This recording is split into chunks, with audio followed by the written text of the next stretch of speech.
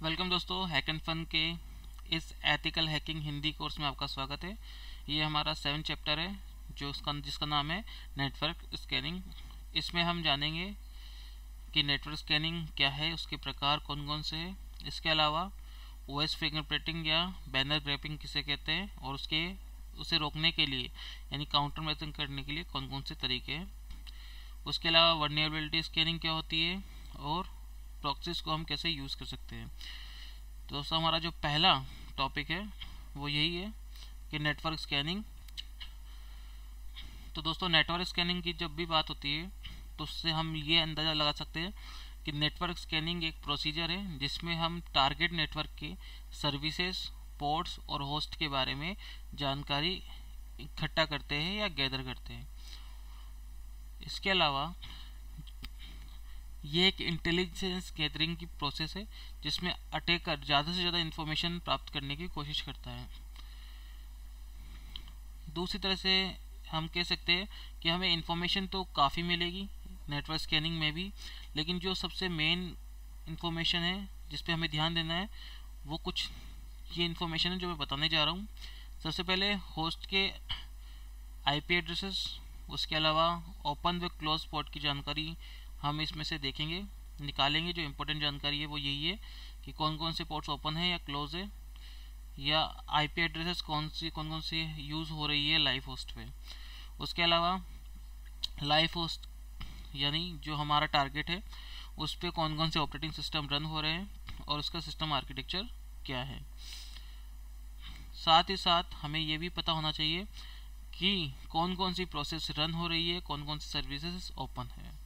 ये हमारे अटैक करने में काफ़ी मददगार साबित होते हैं। अब टाइप ऑफ स्कैनिंग पे आ जाते हैं कि स्कैनिंग के कौन कौन से प्रकार हैं। तो सबसे पहले जो स्कैनिंग होती है वो यही होती है पोर्ट स्कैनिंग। पोर्ट स्कैनिंग का जो मेन यूज़ है वो ये है कि हमें पता लगाना कि सिस्टम पर यानी टारगेट सिस्टम पे कौन कौन से पोर्ट अभी ओपन है या क्लोज है।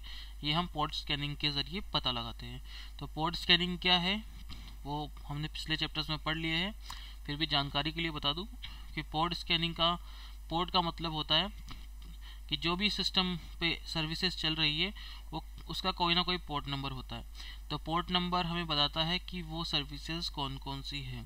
जैसे कि फॉर एग्जांपल अगर किसी सिस्टम पर पोर्ट 80 ओपन है तो हम कह सकते हैं कि उस सिस्टम पर वेब सर्विसेज चल रही है। दूसरी है वल्नरेबिलिटी स्कैनिंग। वल्नरेबिलिटी स्कैनिंग एक ऑटोमेटिक प्रोसेस है जिसमें हम ऑपरेटिंग सिस्टम की कमियां यानी कंप्यूटर सिस्टम की कमियां निकालने की कोशिश करते हैं। थर्ड है नेटवर्क स्कैनिंग। नेटवर्क स्कैनिंग में हम एक्टिव होस्ट के नेटवर्क को स्कैन करते हैं जिसका रीज़न ये होता है कि हम अपने कैसे अटैक को बेहतर बनाएं। तो नेटवर्क स्कैनिंग उसमें हमें कमियां निकाल के दिखाती है। तो सबसे पहला टॉपिक यही आ गया कि पोर्ट स्कैनिंग में हम कैसे करेंगे और उसे और भी ज़्यादा कैसे समझें कि पोर्ट स्कैनिंग होती क्या है। तो पोर्ट स्कैनिंग समझाने से पहले मैं आपको पिछले चैप्टर की कुछ बातें बता दूं। हमने पिछले चैप्टर्स में पढ़ा था टीसीपी और यूडीपी। तो टीसीपी प्रोटोकॉल एक कनेक्शन ओरिएंटेड प्रोटोकॉल होता है, जबकि यूडीपी प्रोटोकॉल एक कनेक्शन लेस प्रोटोकॉल होते हैं। दोनों ही प्रोटोकॉल अपनी जगह पर बहुत इम्पोर्टेंट है और इनका यूज़ पोर्ट स्कैनिंग में भी होता है। तो सबसे पहले हम टीसीपी की बात ही करते हैं। टीसीपी कनेक्शन बनाने के लिए 3-वे हैंडशेक परफॉर्म करती है। 3-वे हैंडशेक का मीनिंग होता है कि अगर वो 3-वे हैंडशेक कंप्लीट हो गया तो उसका मतलब है कि दोनों सिस्टम के बीच में एक रिलायबल कनेक्शन बन जाएगा। तो 3-वे हैंडशेक का मीनिंग क्या है कि सबसे पहले क्लाइंट सर्वर को एक रिक्वेस्ट भेजता है, रिक्वेस्ट सिंक फ्लेट की रिक्वेस्ट भेजता है। सर्वर उसे रिप्लाई करता है सिंक प्लस एसी के पैकेट के साथ। उसके बाद वापस से क्लाइंट उसे एसी के पैकेट के साथ एक्नॉलेजमेंट करता है। तो इस तरह से ये 3-वे हैंडशेक पूरा का पूरा होता है। अब इसमें कई चीज़ें आ गई। ACK क्या होता है, सिंक क्या होता है। तो ये सभी फ्लैग्स हैं जिनके बारे में हम देखते हैं नेक्स्ट स्लाइड में। तो TCP कम्युनिकेशन में जो फ्लैग्स यूज में लिए जाते हैं वो केवल हम उन इम्पोर्टेंट फ्लैग्स के बारे में चर्चा करेंगे। तो सबसे पहले सिंक फ्लैग। सिंक फ्लैग का यूज होता है कनेक्शन को इनिशिएट करने में या कनेक्शन को स्टार्ट करने में। जब भी हम कोई नया कनेक्शन बनाते हैं तो सबसे पहले सिंक पैकेट को इनिशिएट या भेजते हैं। उसके अलावा AC के पैकेट का यूज एक्नॉलेजमेंट के तौर पे किया जाता है, यानी एक तरह से ये रिसिप्ट होती है। फॉर एग्जांपल यदि हम कोई चीज़ खरीदने के लिए जाए बाजार से, तो वो दुकानदार या दुकान का मालिक हमें रिसिप्ट देता है। वो रिसिप्ट ये इंश्योर करती है कि आपने वो प्रोडक्ट इसी दुकान से खरीदा है। तो ये AC के पैकेट भी ये इंश्योर करता है कि सामने वाले को एक्नॉलेजमेंट हो गया, इसलिए वो आपको AC के पैकेट भेज रहा है। PSH पैकेट का यूज होता है सिस्टम को इंस्ट्रक्ट करने के लिए कि सभी के सभी बफर डेटा को इमीडिएटली सेंड कर दें। अभी बफर डेटा क्या है वो हम आगे जाके पढ़ेंगे। उसके अलावा कुछ फ्लैग्स हैं जैसे कि URJ फ्लैग, जिसका मीनिंग होता है अर्जेंट। ये फ्लैग या ये पैकेट बताता है कि सबसे पहले जो हम URJ पैकेट भेज रहे हैं उसी को ही प्रोसेस किया जाए, क्योंकि वो एक अर्जेंट पैकेट है। फिन फ्लैग बताता है कि सामने वाले सिस्टम यानी रिमोट सिस्टम पर अब कोई ट्रांसमिशन नहीं हो रहा, ट्रांसमिशन बंद हो गया। नेक्स्ट है RST फ्लैग या रीसेट फ्लैग। कनेक्शन को रीसेट करने के लिए हम RST या रीसेट फ्लैग का यूज में लेते हैं। तो दोस्तों, जो इन्फॉर्मेशन हम देने जा रहा हूँ वो काफ़ी इम्पोर्टेंट है, स्पेशली जब हम पैकेट क्राफ्टर यूज़ करते हैं। असल में पैकेट क्राफ्टर एक यूटिलिटी है जिसके ज़रिए हम अपने तरह से फ्लैग्स को बना सकते हैं, या किसी भी स्पेसिफिक फ्लैग को बनाने के लिए हम पैकेट क्राफ्टर का यूज़ करते हैं, ताकि हमें पता लग जाए कि सामने वाला सिस्टम किस तरह से रिस्पोंड करेगा। यहाँ पे हम जो पैकेट क्राफ्टर को यूज़ में ले रहे हैं वो है hping 3। तो यहाँ पे सबसे सिंपल जो पैकेट क्राफ्टर है वो है hping 2 या hping 3। दोनों में से आप कोई से भी पैकेट क्राफ्टर को यूज़ ले सकते हैं। तो मैं hping 3 को यूज़ में लेके कुछ कमांड्स बता रहा हूँ, जैसे कि तीनों में से हम कोई से भी एक कमांड ले लेते हैं। तो सबसे पहली कमांड है वो बता रही है कि हम AC के पैकेट किस तरीके से बनाएं और उसे किस तरह से सेंड करें पोर्ट 80 पर किसी भी विक्टिम पर। तो हम hping 3 यूज में लेंगे। तो सबसे पहले hping 3, ये कमांड का नाम है। A का मीनिंग है कि एक्नॉलेजमेंट पैकेट बना रहे हैं। उसके बाद हम IP एड्रेस देंगे टारगेट का, जिस पे आप IP एड्रेस पे सेंड करना चाहते हैं इस AC के पैकेट को। उसके बाद हमें बताना होता है -P करके कि हम किस पोर्ट पे भेजेंगे। तो -P 80 मतलब पोर्ट नंबर क्या होगा, 80 होगा। तो अगर आपको किसी और स्पेसिफिक पोर्ट नंबर भेजना हो तो -P के बाद उस पोर्ट का नंबर देना पड़ेगा। तो कुछ कमांड्स है, इसके ज़रिए हम पैकेट्स को बना सकते हैं। ये सभी कमांड्स मैं आगे जाके एक वीडियोस में बताऊंगा प्रैक्टिकल सेशन के अंदर। ठीक है दोस्तों, तो हम अभी आगे देखते हैं। अब आता है टाइप ऑफ स्कैन्स के अंदर कौन कौन से स्कैन काम में आते हैं जिसे हम यूज़ में लेते हैं। तो सबसे पहले यही आ गया फुल ओपन स्कैन। तो TCP स्कैन को हम कहते हैं फुल ओपन स्कैन। तो मैंने पहले बताया था, अब आपको डायग्राम के थ्रू समझा सकता हूँ। इसमें हम देख सकते हैं कि TCP स्कैन, किसी भी TCP स्कैन को करने के लिए हमें 3-वे हैंडशेक को कंप्लीट करना जरूरी है। कनेक्शन को बंद करने के लिए हम RST फ्लैग का यूज लेते हैं, या कनेक्शन को डाउन करने के लिए हम RST फ्लैग का यूज लेते हैं। तो आखिर है क्या ये TCP स्कैन, देख लेते हैं। अटैकर्स या कोई भी क्लाइंट होगा, सबसे पहले सिंक पैकेट भेजता है किसी भी पोर्ट नंबर पे। पोर्ट N का मतलब N की वैल्यू कुछ भी हो सकती है, पोर्ट 80, पोर्ट 443 एक्सेट्रा। टारगेट उसे रिप्लाई देता है सिंक और एसी के पैकेट के साथ। फिर अटैकर उसे वापस रिप्लाई करता है एसी के प्लस आरएसटी या केवल एसी के पैकेट के साथ भी। तो एसी के प्लस आरएसटी का मतलब है कि हमने एक्नॉलेजमेंट भी कर लिया, साथ ही साथ उस सिस्टम को भी मतलब कनेक्शन को भी बंद कर दिया। तो टीसीपी स्कैन में हम 3-वे हैंडशेक को कंप्लीट करते हैं, क्योंकि बिना इस 3-वे हैंडशेक को कंप्लीट किए बिना टीसीपी स्कैन नहीं हो सकता।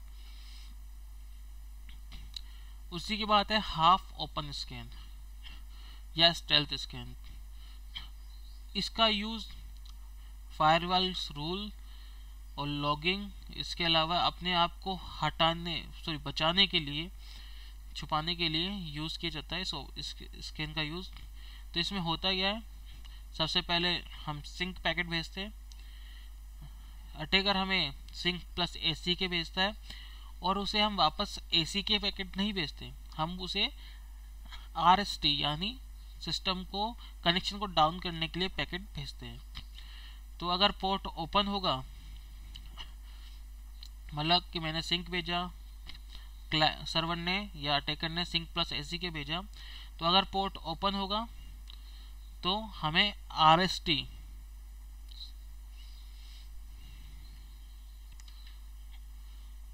पोर्ट ओपन होगा तो हमें सिंक के साथ एसी के पैकेट भी हमें मिलेगा। अगर पोर्ट क्लोज हुआ तो आरएसटी पैकेट के साथ वो यानी टारगेट कनेक्शन को क्लोज कर देगा। तो ये एक हाफ ओपन स्कैन है जिसमें हम पूरा 3-वे हैंडशेक नहीं करते।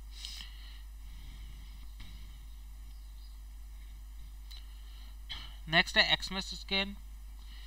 इस स्कैन का यूज बहुत जरूरी है, तो हम देखते हैं ये किस तरीके से यूज में लेते हैं हम इस स्कैन को। इस स्कैन के अंदर हम सबसे पहले फिन, यूआरजे और पुश पैकेट को सेंड करते हैं सर्वर पर। यदि सर्वर ओपन होगा तो कोई रिस्पॉन्स नहीं देगा। यदि पोर्ट क्लोज हुआ तो हमें वो आरएसटी पैकेट के थ्रू कनेक्शन क्लोज कर देगा। साथ ही साथ ये फिन स्कैन अभी आगे आएगा। तो एक्सेस स्कैन के अंदर हम भी दोबारा देख लेते हैं कि हम इसमें एक फ्रेम भेजते हैं फ्लैग्स की। तो कौन कौन सी फ्रेम हो सकती है, ये हो सकती है यूआरजे, एसीके, आरएसटी, सिंक या फिन फ्लैग्स। तो हमने डायग्राम में जैसे कि हम देख सकते हैं कि हमने फिन, यूआरजे और पुश पैकेट्स को सेंड करा है। यदि पोर्ट ओपन होगा तो हमें कोई रिस्पॉन्स प्राप्त नहीं होगा। यदि पोर्ट क्लोज होगा तो हमें सर्वर से आरएसटी फ्लैग मिल जाएगा।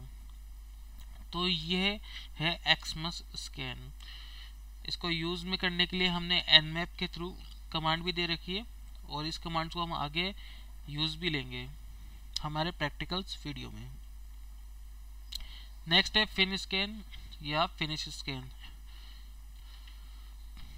इस स्कैन के अंदर अटैकर फिन पैकेट्स या फिन फ्लैग को भेजता है। यदि पोर्ट ओपन होगा तो हमें कोई रिस्पॉन्स नहीं मिलेगा। यदि पोर्ट क्लोज हुआ तो सर्वर हमें रीसेट या एसी के पैकेट्स हमें भेजेगा, रिस्पॉन्स करेगा। फिन स्कैन केवल उन्हीं ऑपरेटिंग सिस्टम पे हो सकते हैं जो कि RFC 793 के अकॉर्डिंग डिजाइन किए गए हो। और ये फिन पैकेट या फिन स्कैन किसी भी मतलब अभी जो करंट वर्जन के माइक्रोसॉफ्ट विंडोज है, जैसे कि विंडोज 7, 8, इसके अलावा 10 भी आ रहा है, तो इन पे ये स्कैन काम नहीं करेगा। नेक्स्ट है नल स्कैन। नल स्कैन के अंदर हम टीसीपी पैकेट के साथ कोई भी फ्लैग नहीं भेजते। यदि पोर्ट ओपन होगा तो सर्वर हमें कोई रिस्पॉन्स नहीं देगा। यदि पोर्ट क्लोज हुआ तो वो हमें रीसेट या एसी के फ्लैग भेजेगा। तो नल स्कैन भी सेम है फिन की तरह। ये भी करंट माइक्रोसॉफ्ट विंडोज पे काम नहीं करेगा, जितने विंडोज करंट में अभी चल रही है। अब नेक्स्ट है एसी के फ्लैग स्कैनिंग। एसी के फ्लैग स्कैनिंग का यूज फायरवॉल को चेक करने के लिए भी किया जाता है। तो इसमें हम या अटैकर सबसे पहले एसी के पैकेट्स को सेंड करता है एक रैंडम सीक्वेंस नंबर के साथ। यदि टारगेट होस्ट से कोई रिस्पॉन्स नहीं आया, इसका मतलब फायरवॉल वहाँ पे यूज़ आ रहा है। और यदि हमें RST फ्लैग प्राप्त होता है या मिलता है हमें वापस रिस्पॉन्ड करके, तो इसका मतलब वहाँ पे कोई फिल्टर नहीं है, यानी वहाँ पे भी कोई भी फायरवॉल यूज़ में नहीं आ रहा। यूडीपी स्कैनिंग में हम सबसे पहले जो तरीका यूज़ में लेते हैं वो बहुत ही सिंपल है। इसमें हम सिंपली रिक्वेस्ट चेक करते सामने वाले टारगेट को। हम उससे कमांड के थ्रू पूछते कि UDP पोर्ट 29 क्या आप है। यदि सर्वर ने कोई रिस्पॉन्स नहीं दिया, इसका मीनिंग कि वो पोर्ट ओपन है, यानी पोर्ट 29 ओपन है। यदि हमें रिस्पॉन्ड आता है वहाँ से कि ICMP पोर्ट अनरीचेबल, इसका मतलब कि वो पोर्ट क्लोज्ड है। तो UDP में कोई 3-वे हैंडशेक नहीं होता। और सबसे इम्पोर्टेंट बात यह है कि स्पाईवेयर्स, ट्रोजन हॉर्सेस और जितने भी मैलिशियस एप्लीकेशंस है वो UDP पोर्ट का ही यूज़ करती है। नेक्स्ट है OS फिंगरप्रिंटिंग और बैनर ग्रैपिंग। तो ये क्या है उसके बारे में जान लेते हैं। OS फिंगरप्रिंटिंग या बैनर ग्रैपिंग एक तरीका है जिसके ज़रिए हम किसी भी ऑपरेटिंग सिस्टम, कौन सा ऑपरेटिंग सिस्टम टारगेट होस्ट पे या टारगेट सिस्टम पे चल रहा है, उसके बारे में जानकारी प्राप्त कर सकते हैं। तो ये दो तरीके हो सकती है। सबसे पहले एक्टिव बैनर ग्रैपिंग, उसके बाद हम देखेंगे पैसिव बैनर ग्रैपिंग। तो एक्टिव बैनर ग्रैपिंग में हम स्पेशली क्राफ्टेड पैकेट्स को भेजते हैं रिमोट सिस्टम पे, और उसके रिस्पॉन्स को हम चेक करते हैं कि हमने जो पैकेट भेजे है उसमें हमें क्या रिस्पॉन्स मिल रहा है सामने से। और उस रिस्पॉन्स को हम अपने डेटाबेस में उपलब्ध, जो भी हमारे डेटाबेस के अंदर जो OS उपलब्ध है उनसे कंपेयर करते हैं। यदि उनमें से जो भी रिस्पॉन्स हमें मिला उसके अकॉर्डिंग उस डेटाबेस के अंदर से जो भी ऑपरेटिंग सिस्टम मैच करेगा, तो हमें पता लग जाएगा कि वहाँ पर ये सामने वाली सिस्टम पे ये ऑपरेटिंग सिस्टम रन हो रहा है। इसके अलावा जो हम दूसरी तरीका यूज़ लेते हैं वो होती है पैसिव बैनर ग्रैपिंग। इसमें हम रिमोट सिस्टम पे जो भी एरर मैसेजेस है उनके आधार पे हम तय करते हैं कि वहाँ पे कौन सा ऑपरेटिंग सिस्टम चल रहा होगा। इसके अलावा हम नेटवर्क ट्रैफिक को स्निफ करके, यानी उसके पैकेट्स को पढ़कर भी पता करते हैं कि कौन कौन सा ऑपरेटिंग सिस्टम वहाँ पे यूज़ आ रहा है। या फिर हम वेब पेज के एक्सटेंशन को देखकर भी ये पता लगा सकते हैं। जैसे कि लास्ट में अगर .ASPX हो तो इसका मतलब वहाँ पे IIS सर्वर या विंडोज़ का प्लेटफॉर्म यूज़ हो रहा है। और लास्ट में अगर .PHP हो तो इसका मतलब वहाँ अपाचे सर्वर या लाइनेक्स प्लेटफॉर्म यूज़ में हो रहा है। टेलनेट भी एक तरीका है जिसके ज़रिए हम जो HTTP सर्विसेज या सर्वर जो यूज़ में हो रहे हैं उनके रिस्पॉन्स हेडर को पढ़ सकते हैं। तो इसमें हम क्या तरीका यूज़ करते हैं वो हम आगे करके देखेंगे प्रैक्टिकल तरीके में, लेकिन ये भी एक अच्छा तरीका है जिसके ज़रिए हम हेडर्स को या HTTP हेडर्स को पढ़ सकते हैं, और ये बैनर ग्रैपिंग में भी बहुत यूज़फुल होता है। तो दोस्तों, बैनर ग्रैपिंग के काउंटर मेजर्स क्या क्या है, यानी हम कैसे बैनर ग्रैपिंग या OS फिंगरप्रिंटिंग से बच सकते हैं ताकि दूसरा हमें इस तरीके से एक्सप्लॉइट ना कर सके या किसी को पता ना लग सके। तो सबसे पहला तरीका यही है कि हम बैनर को डिसेबल कर दें या चेंज कर दें शो होने से। कई सर्विसेज ऐसी है जो इंफॉर्मेशन चेंज कर सकती है, जैसे कि इंटरनेट इंफॉर्मेशन सर्वर IIS है, उसके ऊपर कई सर्विसेज है जैसे कि सर्वर मास, IIS लॉकडाउन, ये एप्लीकेशंस और सर्विसेज है जो बैनर को चेंज कर सकती है या डिसेबल कर सकती है। दूसरी बात, ये भी एक दूसरा तरीका हो सकता है कि हम फाइल के एक्सटेंशन को ही छुपा दें, जैसे कि हमने देखा था .ASP या .JSP, इससे हम पता कर सकते हैं कि सामने कौन सा प्लेटफॉर्म यूज़ में आ रहा है या कौन सा सर्वर यूज़ में आ रहा होगा। तो फाइल के एक्सटेंशन को छुपाना भी एक बहुत अच्छा तरीका है। नेक्स्ट है वर्नेबिलिटी स्कैनिंग। वर्नेबिलिटी स्कैनिंग किस काम में आती है वो मैं आपको पहले ही बता चुका हूँ कि सिस्टम की कमियों और वीकनेस यानी वर्नेबिलिटी और वीकनेसेस को पता करने के लिए हम वर्नेबिलिटी स्कैनिंग का यूज़ लेते हैं। ये स्कैनिंग ये भी बताती है कि हम सिस्टम को कैसे एक्सप्लॉइट कर सकते हैं। तो उसके लिए कौन कौन से तरीके हम यूज़ में लेते हैं या इसके कौन कौन से प्रकार हम वर्नेबिलिटी स्कैनिंग में यूज़ में लेते हैं, तो वो हो सकते हैं एप्लीकेशन और सर्विसेज वर्नेबिलिटी, यानी किसी भी एप्लीकेशन और सर्विसेज में क्या कमियां हैं उसके बारे में पता करना। Application and service configuration errors, उसके अंदर भी हम वर्नेबिलिटी या उसकी कमियां निकाल सकते हैं। Open and running port services, इसके अलावा नेटवर्क टोपोलॉजी एंड ओएस वर्नेबिलिटीज़। तो ये वर्नेबिलिटीज़ के प्रकार है किसी भी सिस्टम के अंदर। तो इतने प्रकार की हम कमियां या इन कमियों को हम 4 भागों में डिवाइड कर चुके हैं।